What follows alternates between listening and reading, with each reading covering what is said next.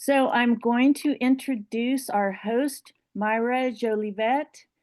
Myra created Emmy Award-winning special reports and told stories of true crime during her years in television news.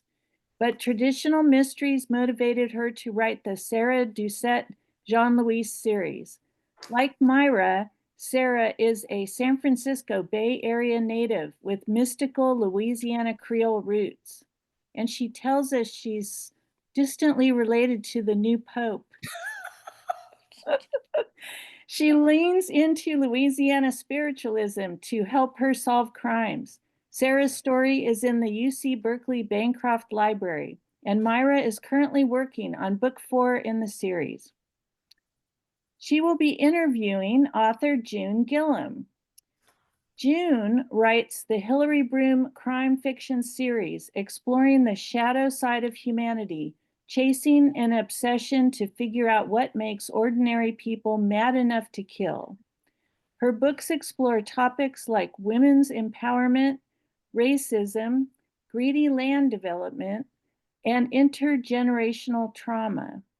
A co-founder of Gold Country Writers and San Joaquin Valley Writers, she belongs to Capital Crimes, Sacramento chapter of Sisters in Crime, Northern California Publishers and Authors, and Town Square Writers. She was honored by the San Joaquin Valley Writers branch of the California Writers Club with the establishment of the biannual June Gillam Award for Excellence in Fiction, Memoir or Poetry. June loves it when her readers post Amazon reviews and follow her, and she invites everyone to visit junegillam.com and sign up for her monthly emails. So welcome, June, and Myra will be interviewing. So we're going to spotlight them. All right. Well, welcome everybody. Thanks so much for coming. You are going to enjoy visiting with June. I have, and now you get to. So let's just get it started right away by asking, when did you realize you wanted to write novels? What's your start? What's your start story? Well, I didn't realize that till I got to be an old lady. I'm not like a lot of the writers that we read about and hear about where they wrote their stories in grammar school, and in middle school they ran the school newspaper and all that kind of thing. I actually started out writing poetry, and I got real involved with poetry when I was pretty young in Sacramento. I was taking a lot of poetry classes at Sac State, and I finally got into the master's program, and I was focusing on composition and poetry, and got real involved in the Sacramento Poetry Center, which some of the people here tonight were involved in that too. And so my master's degree was in poetry and a collection of poetry, and I didn't even realize until I was hired full-time at San Joaquin Delta College to teach English. And the summer before I started in 1990, we signed up for this writing project at UC Davis, where the teachers had to get behind the desk and be on the other side of the desk, and sort of like the teachers had to be the students.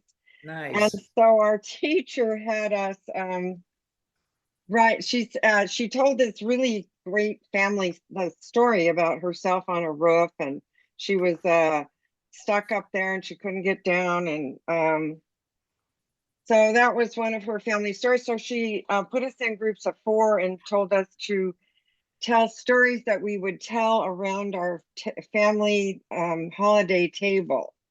Well, I was freaked out because we didn't tell stories. I was kind of raised story deprived, you might say, because we had a lot of poetry and we had a lot of philosophy and theology and stuff like that, but we really didn't sit around and tell stories. So I tried to tell a story and I couldn't really do a good job, and I was like, I can't do this thing that you should really be able to do if you're an English teacher because I was all about composition and Yes. poetry.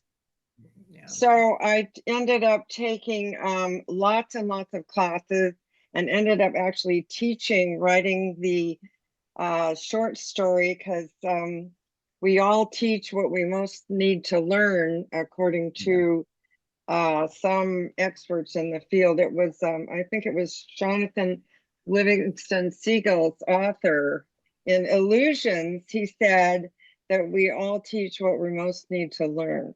So I started teaching stories, and I actually ended up having to go all the way through a PhD program, if you can believe it. And in transformative learning and change, which is really what happens in stories, transformative learning and change. So That's my dissertation is on 7 women, and one of them is my good friend who's here tonight.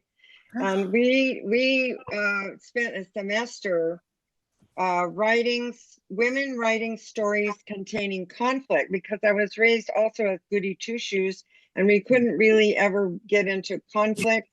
That was like not nice. That was not good. So I was like freaked out to learn that stories have to have conflict.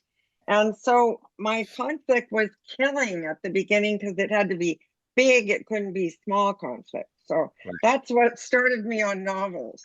Well, you certainly went from 0 to 60. To go from goody two shoes to, let's see, racism, greed, land development, all levels of trauma. And so, you just go there. You go with the big stuff. Because I told you, reading your book kind of gave me the heebie-jeebies. I mean, it was wonderful, absolutely, but it really, and I'm a hard-boiled former news reporter. And I was like, whoa. So, what influenced you to go big like that? Well, uh, it's a lot of things that are all wrapped together. And the main thing that influenced me on that first book was when my husband Jerry, he was also a journalist like you, Myra. He was dean of the Capitol Press Corps, and he for the Los Angeles Times Sacramento bureau. So he Nice. covered the assembly. And here also knew Jerry, and the Times was in financial trouble. So they kept trying. Jerry had been there like 35 or 40 or 100 years or something. And so they wanted to get rid of their big salaries. So they offered golden handshakes. Well, Jerry refused it twice because Jerry was his job. That was his heart and soul, was covering the Capitol. And so finally they sent a letter. I just found the letter the other day. I'm cleaning up a little bit lately. And they actually fired him. I forgot about that. They sent him a letter terminating him. That I had kind of buried that, I was thinking that he accepted the third golden handshake, but he didn't. So it was like killed his soul practically. And at the time I was teaching writing, and I was using the Natalie Goldberg writing down the bones book where she has your free write. And so I had the students free writing. Sometimes she would tell you to throw in some words to the free writing. So one word I had them throw in was occupation. So, and I wrote them all on the blackboard and stuff. And so I was writing along, I thought, butcher, what if a butcher lost his little butcher shop the way Jerry had to lose his beloved job? What if a butcher lost his job? And so he wanted to try to get a law passed so that a superstore couldn't move right in and kill the little butcher shop. These are little butcher shops in Lodi type thing. Mm-hmm. So I thought, well, what if a butcher lost his and he decided he would show off his skill and how important it was to have such a proficient butcher. So he would actually kill and carve up people and leave them on the Capitol grounds with notes for the legislators. So you can see my mind was all wrapped around the legislature and Jerry's job. And so there would be some kind of law passed based on this this evidence of how harmful it was to get rid of skillful people. So Sure. that's the weird way that my mind was working to come up with that first book. And so he was a butcher gone berserk because he lost his little butcher shop. So I don't know exactly how it works. Sometimes your mind is working, you don't really know what it's doing. Right, right. Well, it's such a contrast to the goody two shoes image, and that's why I think it's interesting and hilarious all at the same time. So now, you talked about Jerry. Now, where are you in your books? Where do we see you show up? Yeah, that's such an interesting question. I think that I'm there, but in kind of strange places, like with the Hillary Broom series. She goes from being a reporter who made a bad choice and has to try to hide her byline to being a ghostwriter to hide her byline to being a public relations consultant for Sacramento baseball, basically for Doco. And then she goes, so she eventually becomes an English professor. So that's sort of like that does follow my life a little bit because I actually was an editor for a little tiny magazine in Sacramento. And I was never a ghostwriter, but I think maybe, and then the other way that I am there is that she was abandoned by her mother when she was 10. And I have that mother abandonment issue. Mm, So I think that I'm present in that regard. Yeah, that struggle with the mother right. abandonment. See, and that speaks to the authenticity that you feel, when you read the character. So I have a question here about your Gold Country writers, but I want to get into the book. We can come back to that if we still have time, if you're okay with that. Sure. I'd like to get into the book. So here, you guys, is the book. What begins as a vacation in Italy for Professor Hilary Broom's family turns into a nightmare for her gay teenage daughter named Claire. Claire disappears. Hilary uncovers an ominous plot led by Father Tommaso, who aims to reverse women's rights progress. So, battling personal demons and confronting her past, Hilary races against time to save Claire. And this story revolves around themes of family, redemption, societal progress, and it's set against a backdrop of religious conspiracy. To cut it short, to cut to the chase, they kidnap women. And that just blew me away. Now, before we talk about it, do you have a favorite paragraph that you can read for us? Sure. I'll read from chapter 4, where we already met Hillary and her wonderful husband Ed and their 15-year-old daughter Claire. I know I love the name. It was my Aunt Claire from Scotland, who was my darling aunt.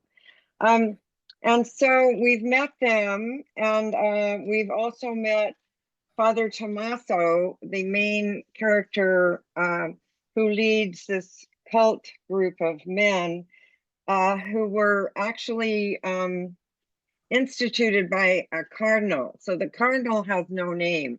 He's kind of like the evil cardinal who's Yeah. kind of mafia connected.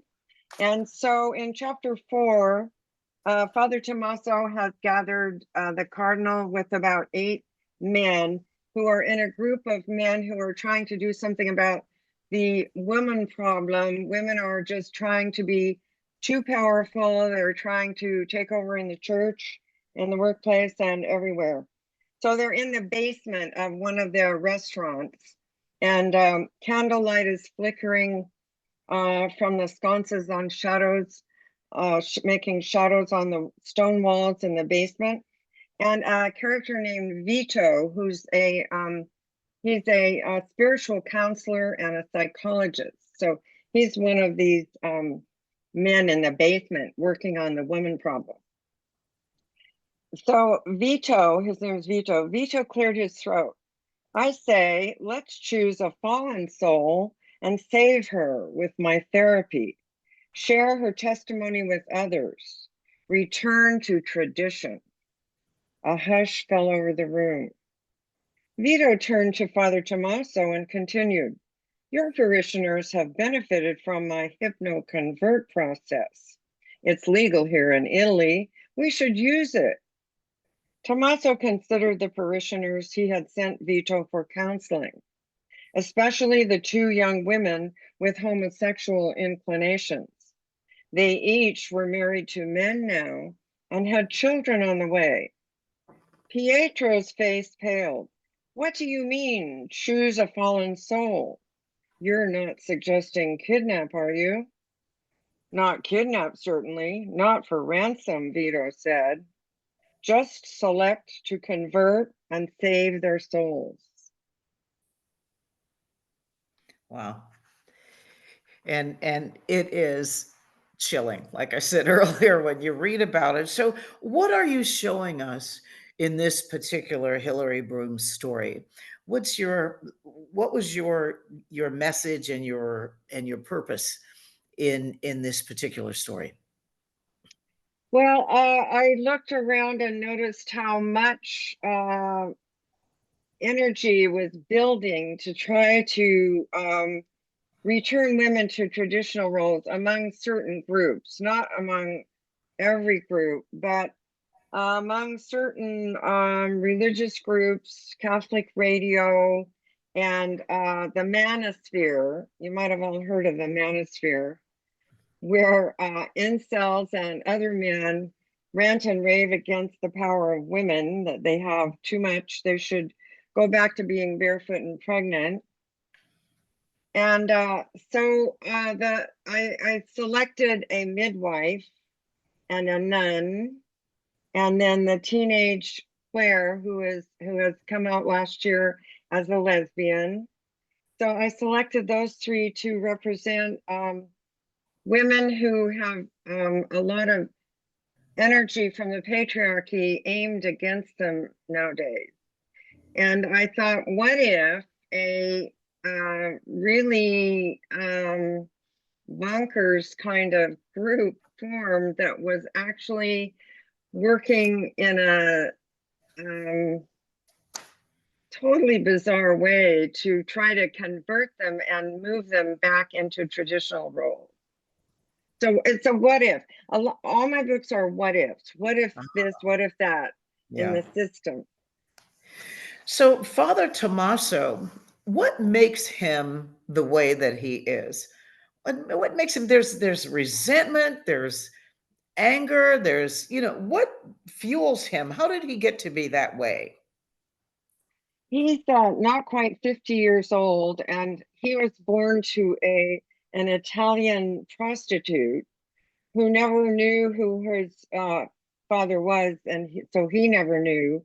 And he was raised kind of very casually by her and by her friends that she hung out with, and kind of roamed around in various apartments. And he was raised, he was very neglected, let's put it that way, extremely neglected, and yet also taken every so often by his mother to the church to be prayed over and to be blessed. And so he was kind of yanked around between the church and his mother, who was living a sort of unhealthy lifestyle for a young boy. And he actually found her dead in a gutter when he was 13 in a Roman outside of illegal brothel.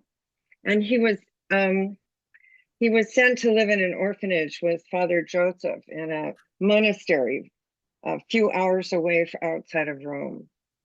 So he was very confused young man as a young man, and went through a wild oats period himself. And then he was called to the priesthood a little later. Wow. So Well, he basically yearns for women to return to what he would have hoped for would be a beautiful, loving home with a mother, a stable mother. So he yearns for that. Did I misread him that he's kind of attracted to women, or am I thinking of another priest? He's kind of vaguely attracted to women, but maybe even also men. So he's nebulously sexual. Got it. Got it. And your setting is interesting. They're in Italy and it's gay pride. And Right, during so, Gay Pride Week, right. right. So that really, to me, added a lot of heft to the story because now the priests are conspiring with this entire community of potential victims. Was that the purpose? It's to the purpose of having Gay Pride Week is so that the midwife is belongs to a political party that goes to give a speech during Gay Pride, during the Pride actually.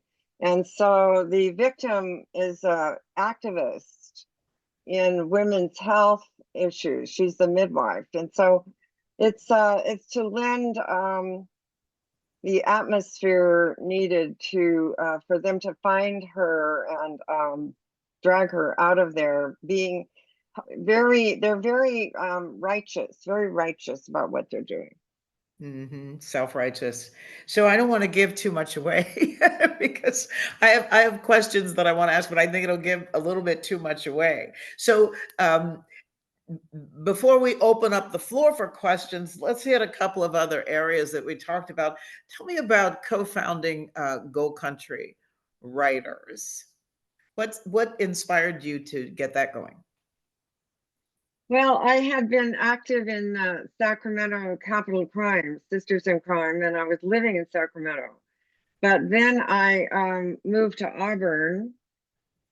So I wanted to find a group of writer friends. To me, it's very important, the writing community that we have. We're Yes. so blessed to have this wonderful Sisters in Crime and other groups. So I can't exactly remember how, but I heard that writers were meeting at Depot Bay Coffee Shop. It was in the back room. They're supposed to go like knock 3 times on the ceiling if you love me or something type thing.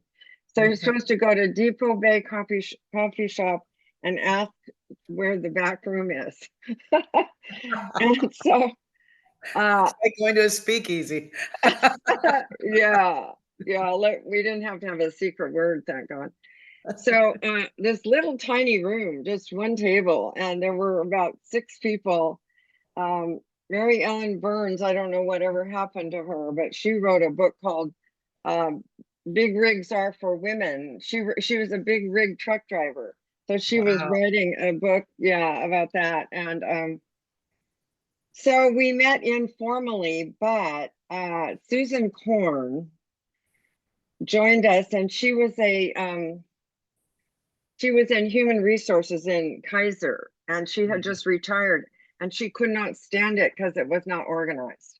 So she immediately set about organizing us, and then another person was an attorney, and so we became a nonprofit, just one little group nonprofit, Wow. and they have 100 members now, and they meet every week, and they meet mostly in person in Yeah. various places in Auburn. They're very, very active, and we had a lot of fun there. I'm still a member. I'm an honorary member. That's really awesome. So now share with us your process. So we're getting into the words of wisdom now. Let's, share with us how you get started, how you get beyond writer's block, all of that. What's your process?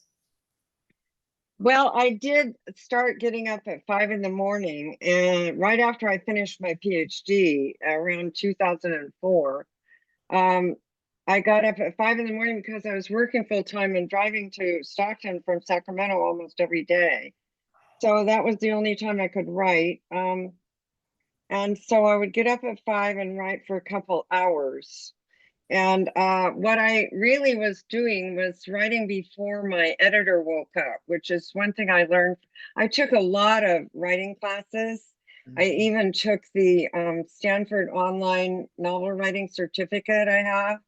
And Oh. so that was one thing I learned was my sort of evil editor was like this, my mean mother's voice would be criticizing me. She was a stickler for grammar and all that.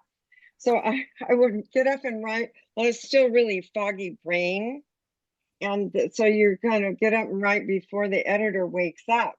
And Mhm. it's like writing drunk and editing sober. Hemingway. It's like that. Yeah.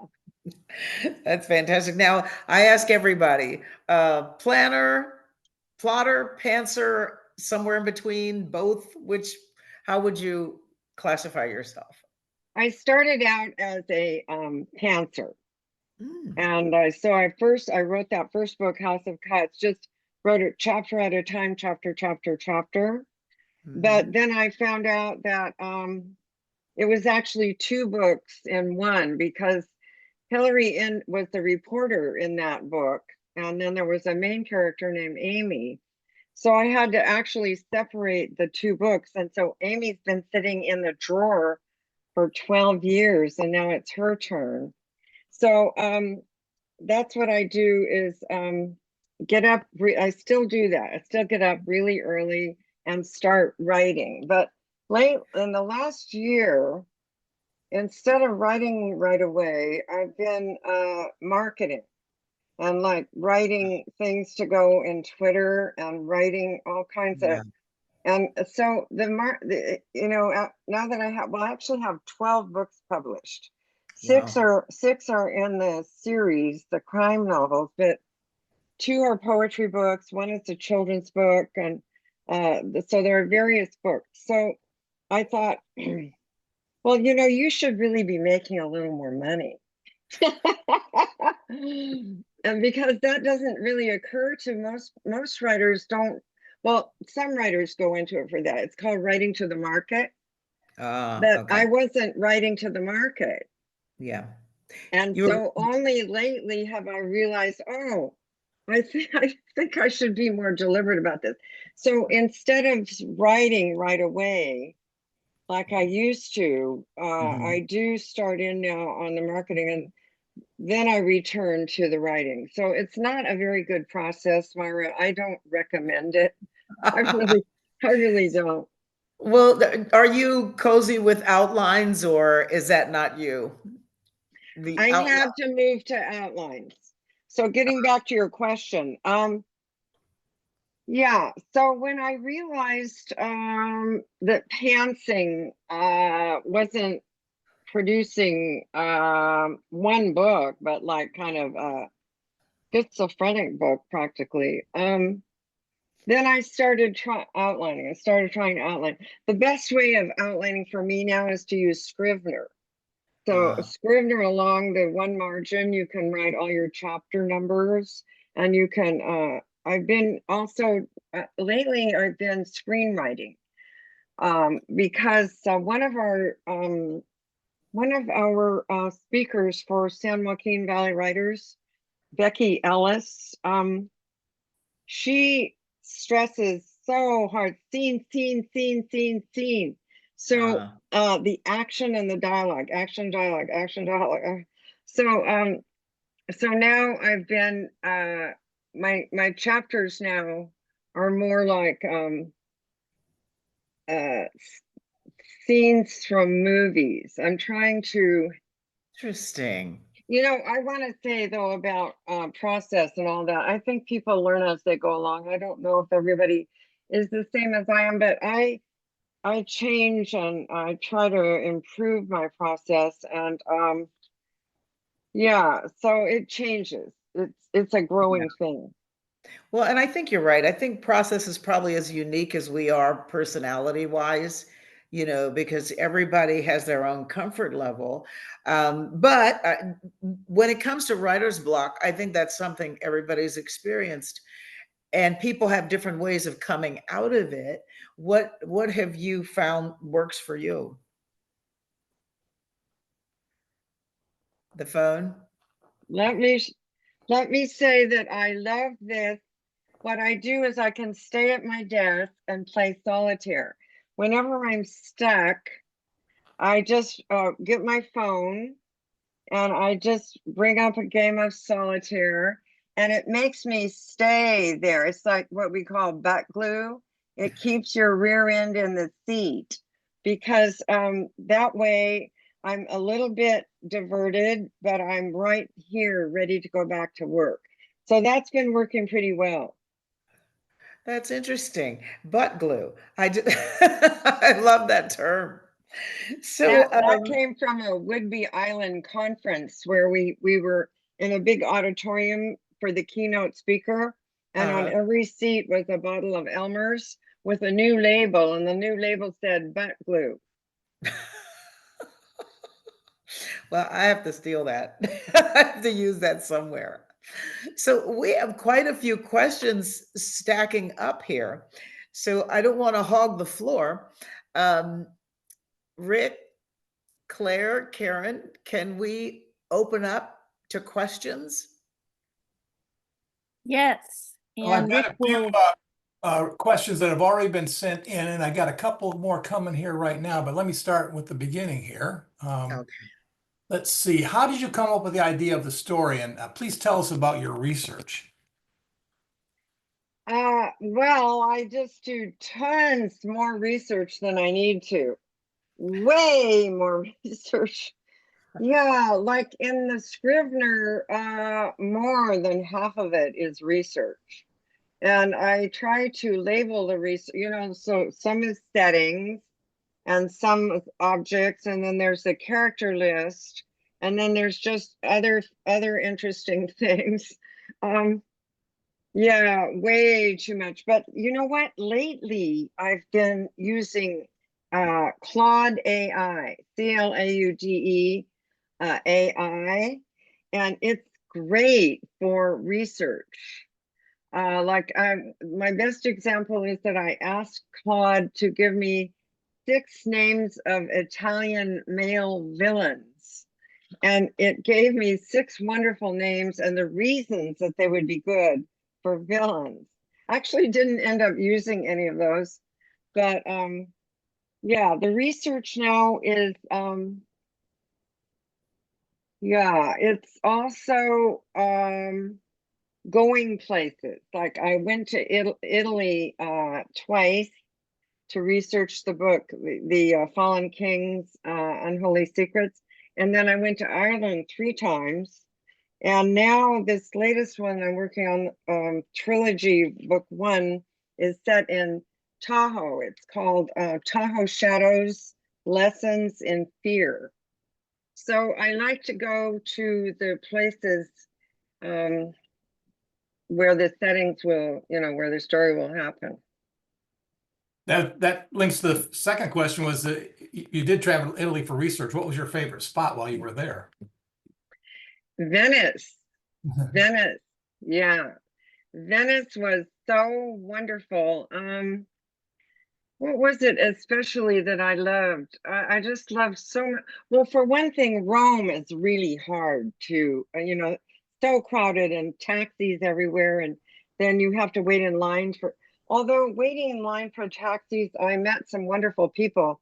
Even met an Italian man who gives a tour, and he actually was my authenticity reader for the Italian phrases in the book. So but Rome is really, really crowded, but I love Venice. Yeah. My favorite drink that I found there was that pink drink. Now I can't think of the name of it.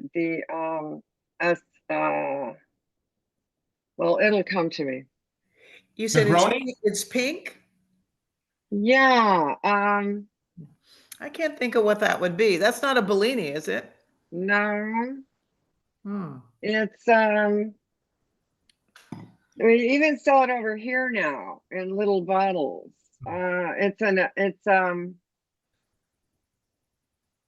Oh wow, can't think of the name of that. I can't think of it either. Aperol Spritzer. Ah. Aperol Spritzer. Gloria's shaking her head, yes. The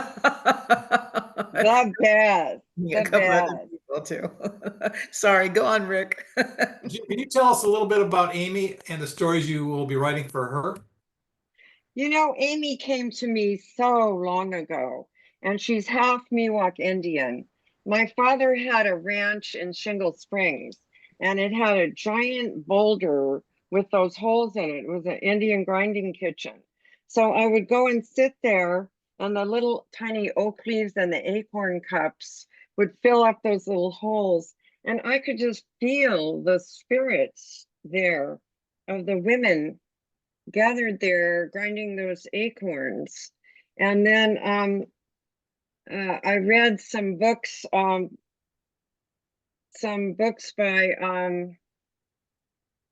well, now I can't think of her name, but anyway, so the spirit of the Indian woman grinding those acorns is what actually, so Amy is half Miwok, and her mother was one of those women, and her mother died giving birth to her, and her father has never let her know of her heritage because he's Irish and he's real kind of a user. He was a user of women, and so he's brought her up as if she's just a white girl. So that's the beginning of Amy.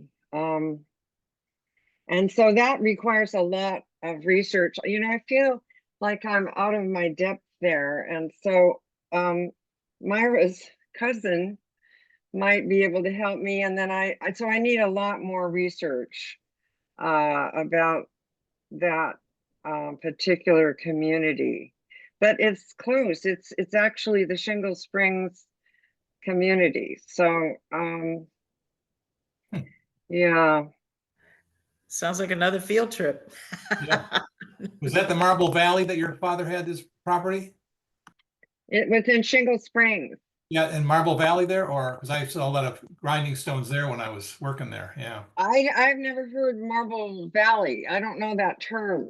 Yeah, it's right on 50. Anyway, Yeah, it is off 50. It probably is. Probably is, Rick. yeah. Religion plays a key role in fallen kings. While Father Tommaso and his group use religion to justify abducting women, you also explore social justice and religion with Hillary and Sister Frederica. Did you research religion or rely on your own experience? Both. Yeah. So I've been a lot of different religions, including Catholic for about 10 years. And now I'm Episcopal. In Nest of White Crows, it's more about Episcopals. Um, yeah, I also did research, and mostly the research was done in the churches and through the through the various ways of learning about it when I was in Italy. So yeah, both. Does the screenwriting help your novel writing, or do you intend to write screenplays going forward? It helps a lot. It helps a lot. For some chapters, I've done both. And so I'm trying to discipline myself to write screenplay first for each chapter. But I'm not all that disciplined. So I vary. But okay, another reason I'm doing it, you guys, and some of you who are writers might have heard this before also. At the recent San Francisco Writers Conference, one of my writer friends, or several of them, agree that when you are you were trying to sell your book to an agent, it's a good idea to have the screenplay ready, because often they will ask you, do you have the screenplay? So if you have it, then that's to your benefit. Then you don't have to quickly run and write one. But I actually already have a publisher, so I'm just kind of using the screenwriting as a technique to help me focus more on action and dialogue. Well, the last question I have right now, before we turn to everyone else, is what is the name of the protagonist in the Lakes Tahoe series? Amy Rose Hauser. And I didn't give it away from our critique group. And could you show us the book cover? Could you hold it up? Of Fallen Kings? Yes. There we go. Fallen Kings, Unholy Secrets. I wanted to make sure everybody saw it since I read it, from a manuscript. Can I add Yeah. that we have a copy of the cover of the book and how you can reach June at the very top of our chat list, so people can download it right there. Yeah. Also, I'm giving free codes for the Audible audiobook. So anybody who would like a code for a free audiobook, you can put your name and your email address in the chat, and hopefully then I would be able to get it and send you a code for that. The audiobook came out last month. So now, do you profile your characters? I was reading Plot. Oh my goodness. She was one of our guests in Capital Crimes. Anyway, it'll come to me later. Paula Meunier, right, you guys? Or Yeah. Yes. it could have been Jane Cleland. No, it was Paula. Paula, okay. Yes. And a section in that book talked about profiling your characters. And I started doing that. Boy, I got carried away on that. I did that for hours. Do you profile? And then I said, hey, let me interview my character. Then I just went, okay, now I'm doing an interview with my character. So I don't know where that's going to lead me. But do you do anything like that? Absolutely. Absolutely. So the characters that carry over, they have binders that we call diaries, the character diaries. And so that has tons of information, plus a lot of visuals, like fabric they would wear, and even furniture they would have in their house. And so I have a lot of that for Hillary and for Ed, and for the characters who continue on. And then for every character, they have their own space in the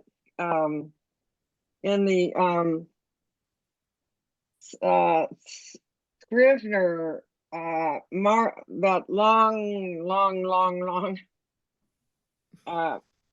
margin that has a space for all of them, and they all have a whole Like a bio or bio. They have a bio, but also I have one of those trifold. It used to be behind me, but I'm trying to clean my office. It's such a mess that had to put up a fake background because the office is such a mess. So on the trifold, then I also have pictures of them. Like for the one each time I'm working on a book, then I have pictures of the characters, and then also have maps of the places. And I really enjoy having the characters like right behind me. I can turn around and talk to them, and Nice. really try to get their different voices, and then even I group them, like yeah. So yeah. Oh yeah, so it's a total profile. Well, that's awesome. Does anyone else have a question or comment? Or I saw some butt glue comments, but I don't know if anyone Yeah, everyone can unmute themselves if they want to, and turn on their videos if you want to ask questions. Yeah. Have anybody saying anything? I don't want to miss anyone. Let me see. Okay. We can unpin you guys, and There we go. There we go. Yeah. is anyone having trouble unmuting themselves? If you're having trouble, let us know, and we can do it as hosts. It looks like, oh yeah, it looks like some people are not unmuted. So, what's your next project, June? Well, Is besides, Amy next, or is there something before Amy? I wasn't clear on that. yeah, Amy's next, and then the 3 books will be, one is set in Tahoe, and then the other 2 are set in San Francisco. Mm. And she's also an English teacher. And so she's created a grant for a new class called True Crime as Literature. And she has a sidekick who's a San Francisco cop named Catalina. And the San Francisco cop also teaches one class in criminal justice. So they are both up there together for 1 week, a retreat week, for the final planning of the grant for the class. So that is also attended by some true crime writers who have won various writing awards, like the Edgar. So it's going to be very much into the world of writers. And then some of the writers are nicer than others, let's put it that way. Well, that's reality, right? Oh, and you have some thank yous for the audiobook that have come in on the chat as well. Yeah, I'm gonna. Oh, good. I'll send those to you. I've got them copied down here. So. Oh, Yeah. great, great. Thanks. So But I have a question. So June, are you going to kind of not do the Hillary books anymore? Or do you think at some point you might go back? Or you're just so involved in the Amy books now that you aren't even thinking about that? That's such a good question, Linda, because I thought I was completely done with Hillary. But the other day I was thinking about it and thinking about how interesting it would be if Hillary then goes on to become a grandmother. Because I'm a grandmother and even a great grandmother now. And I thought that would be kind of fun to fool around with. So I haven't she hasn't, it's also another weird thing is to think about a character as being like dead. I mean, dead. Are they done for? Is she really over? Is it over? I thought so, but maybe not. wow. That'll be interesting to see what happens. It really will. That's great. Anything else anybody wants to bring up? I guess we have about 10 more minutes if we want to use them. We don't always use them, but if anybody has anything, or June, if there's anything else that you would like to share with us. I mean, I know we've picked your brain to pieces, but if you have anything else as Well, well. I have just a suggestion. Maybe Amy could meet Hillary. Oh, what a great idea. That's great. Because they started out together, Karen. Oh, they did? started out yeah, they were both in House of Cuts. Oh, that's right. And then you had to take her out. And that's interesting when a character travels from one series to another. Yeah. That's great that you brought that up, Karen. I love that idea. Or it could even be like a novella, or it could be like a prequel, or kind of one of those magnet book Yeah, type reader things. magnet. Yeah, you What were a talking about great doing more idea. marketing. Yeah, that's a great idea. That is a great idea.